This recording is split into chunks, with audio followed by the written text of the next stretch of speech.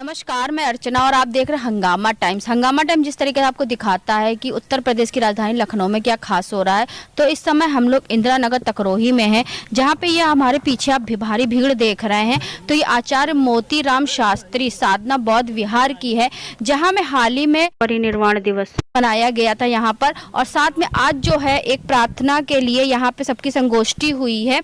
यहाँ पे आचार्य मोतीराम शास्त्री बौद्ध विहार जिस तरीके से आगे बढ़ रहा है और यहाँ के लोग एक होकर के बाबा जी के विचारधाराओं को जन जन तक पहुँचाने का प्रयास करते हैं।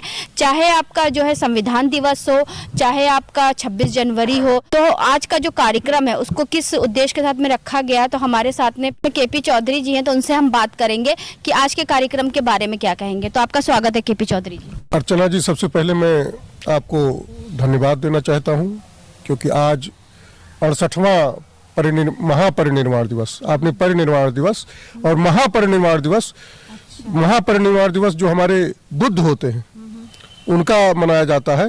और कोलंबिया विश्वविद्यालय में आपको याद होगा 2012 में उनके 300 सालों के इतिहास को अध्ययन करते हुए एक कमेटी बनाई गई। उस कमेटी ने, उस सर्च कमेटी ने, जो आधुनिक विश्वविद्यालय में एक है कोलंबिया विश्वविद्यालय, उस कमेटी के सबसे काबिल विद्यार्थियों की वो लिस्ट बनाई गई। तो नंबर 1 पर आपको मालूम होगा वो नाम आया बाबा साहब भीमराव अंबेडकर का। वो दुनिया के लिए और बौद्ध दुनिया के लिए, ये सभी लोग जानते हैं बाबा साहब अंबेडकर ने भारत का संविधान बनाया। बाबा साहब अंबेडकर, कुछ लोग कहते हैं दलितों के मसीहा थे, कुछ लोग कहते हैं कि वो आर्थिक जगत के ज्ञाता थे। ये सब बातें तो हैं, लेकिन जानने वाली बात है कि वो बोधिसत्व थे, जिन्हें हम आधुनिक बुद्ध, सिंबल ऑफ नॉलेज कहा गया, आधुनिक बुद्ध थे। इसलिए उनका 68वां महापरिनिर्वाण दिवस ये बहुत खास हो जाता है भारतवर्ष के लिए और देश दुनिया के उन लोगों के लिए जो वंचित हैं, जिनके साथ अन्याय अत्याचार हुआ है, चाहे अमेरिका हो, चाहे इंग्लैंड हो, वहाँ के लोग भी वंचित तबका है। जब भी ऐसी कोई समस्या आती है दुनिया के कहीं भी, तो बाबा साहब अंबेडकर का नाम लिया जाता है। जब उनका परिनिर्वाण हुआ था 1956 में, तब की जो स्थिति थी और आज की स्थिति में काफ़ी बदलाव आया होगा। आप देखते होंगे भारतवर्ष के कोने कोने में ही नहीं, दुनिया के अनेक हिस्सों में आज महापरिनिर्वाण दिवस उनको में श्रद्धांजलि दी जा रही, श्रद्धांजलि सभा हो रही है। और सबसे बड़ी बात है, अभी 26 नवंबर को सुप्रीम कोर्ट के सामने बाबा साहब की आदमकद स्टैचू बनाई वकील की ड्रेस में, कि जब वो सभ्य समाज है तो वहाँ एक संविधान है, उस संविधान के जरिए हम आगे बढ़ते हैं। तो ये जो भारतवर्ष की, अगर हम पूछें आपसे कि सबसे बड़ी क्या उपलब्धि है, तो भारतवर्ष की जो सबसे बड़ी उपलब्धि है कि हमने दुनिया को बुद्ध दिया है और आधुनिक बुद्ध के रूप में बाबा साहब अंबेडकर हैं। तो आज हम उनको उस पर हम यही संदेश देना चाहते हैं कि हमारे जो मूल निवासी इस देश के रहने वाले हैं वो अपने आप को बौद्ध समझें और सनातन धर्म हमारा है, सनातन धर्म ही बौद्ध धर्म है। यही संदेश हम देना चाहते हैं आज इस श्रद्धांजलि सभा में। तो ये केपी चौधरी जी थे हमारे साथ में हमारे साथ में बीडी भारती जी भी हैं, तो उनसे हम बात करेंगे, क्या कहेंगे। तो आपका स्वागत है सर। सबसे पहले तो मैं आपके, अर्चना जी, आपको इस बुद्ध विहार में समय समय पर आकर के जो हमारा कवरेज करती है उसके लिए आपके हंगामा टाइम्स को और आपको धन्यवाद। 6 दिसंबर 1956 को बाबा साहब का परिनिर्वाण हुआ। बाबा साहब को इस दिन हम पूरे देश में हमने श्रद्धांजलि दी। इसी तत्वावधान में हमने भगवान बुद्ध विहार, आचार्य मोतीराम शास्त्री बुद्ध विहार, साधना बुद्ध विहार तकरोही इंदिरा नगर में भी बाबा साहब को श्रद्धांजलि दी। भाइयों, ये हम समस्त समाज के सामने ये बताना चाहते हैं कि बाबा साहब ने अपने समय में, जिस समय बाबा साहब इस देश में जन्म लिया और जब उन्होंने पढ़ाई लिखाई शुरू की और विश्व दुनिया से पढ़ कर के वो आए, तो वो दुनिया में श्रेष्ठतम विद्वानों में से 5 श्रेष्ठतम विद्वानों में से एक विद्वान थे।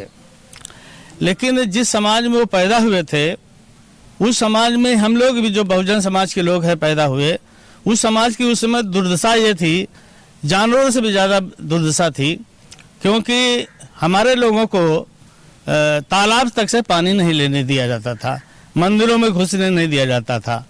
तो बाबा साहब ने पहला आंदोलन इसी बात का चलाया कि वंचितों को, अछूत समाज के लोगों को जिस देश में जानवरों से भी बदतर समझा जाता है, उनके उत्थान के लिए उन्होंने काम शुरू किया। भेदभाव मिटाया उन्होंने। हाँ, भेदभाव मिटाया।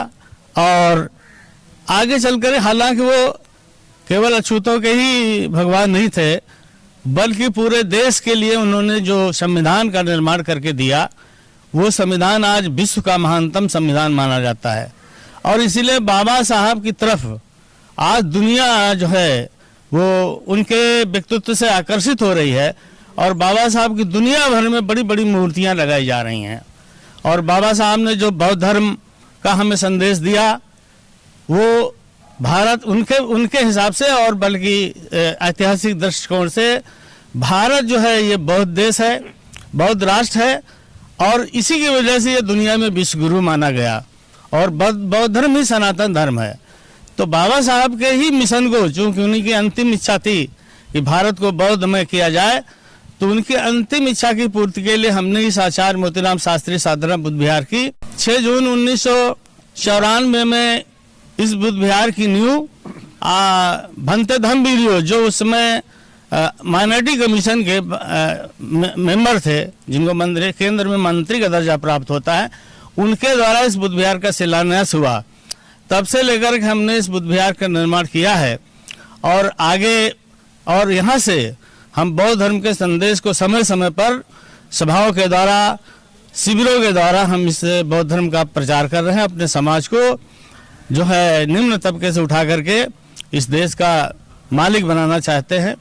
और इसी कड़ी में हम आपको ये बताना चाहते हैं कि हमारे बीच में सुभाष चंद्र जी मौजूद हैं, जो जिन्होंने अभी 6 दिसंबर को ही संकल्प लिया कि इस बुद्ध विहार को एक 25 बाई 15 फुट का कमरा जो है बना करके देंगे। तो मैं चाहूंगा कि सुभाष चंद्र से दो शब्द जो है। तो चलिए, बहुत अच्छी बात है। ऐसे लोग जब आगे से आगे आते हैं, किसी चीज के निर्माण कार्य का भार अपने ऊपर लेते हैं, तो कहते नहीं कोई भी कार्य अगर मिलकर करा जाए तो कार्य बहुत ज्यादा हो जाता है और हल्का भी हो जाता है। तो सुभाष जी क्या कहना चाहेंगे? पहले तो हम आपको नमस्कार करते हैं जो आपने हमारे इस बौद्ध विहार का कवरेज किया है आज की तारीख में। मैं पिछले 14 अप्रैल से यहाँ जुड़ा हूँ, और 6 दिसंबर को भी मैं आया था महापरिनिर्वाण दिवस पर। मैंने संकल्प लिया था कि मैं बौद्ध विहार में एक अच्छा सा कमरा बनाएंगे यहाँ पर, ताकि लोगों को उसमें ठहरने रुकने की व्यवस्था अच्छी ढंग से हो सके। बहुत अच्छा संकल्प लिया। कहते हैं जैसे कि कोई भी कार्य होता है, अगर उसका भार सभी लोग अपने कंधों पे ले ले तो काम वो हल्का हो जाता है। तो सर जी, आप क्या कहना चाहेंगे? बाबा साहब को तो श्रद्धांजलि देते हैं और यही कामना करते हैं कि दिनों दिन प्रगति हो और आगे हम लोग बढ़ें। हम ये कहना चाहेंगे अपने दोस्तों साथियों से कि बाबा साहब एक बहुत बड़े विज्ञान के युग के बुद्ध थे। उनको हम याद रखें और उनके बताए गए आदर्शों पर रहें। हम लोगों को भी यही कोशिश है कि बुद्ध विहार के माध्यम से लोगों को आगे बढ़ने का संदेश। इनका नहीं तो रावण नहीं, और रावण नहीं तो राम नहीं, और राम नहीं तो अयोध्या नहीं, और अयोध्या नहीं तो क्या है? साकेत नगर। साधु साधु साधु। ये हमारा जो भारत है ये बौद्धमय होना चाहिए, और जो बौद्ध धर्म हमारा है यही सुख का मार्ग है। इसी पे चलकर हमारा जो भारत देश है सोने की चिड़िया कहलाएगा कहलाएगा कहलाएगा। बहुत अच्छी बात है।